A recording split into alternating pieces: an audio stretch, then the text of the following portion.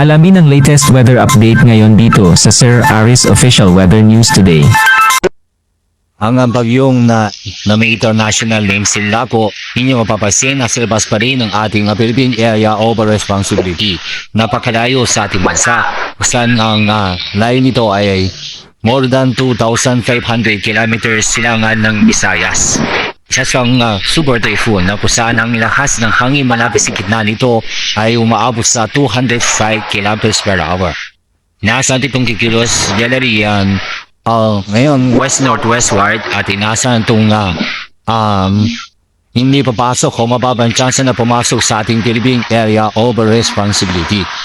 Ang pagkilos ito ay maaaring lumapit sa bansang Japan. At tayo papansin sa ating itong binabantayang bagyo, walang epekto sa ating panahon ngayon. At kasalukuyan, maliwalas ang panahon ng ang ating naranasan sa buong bansa.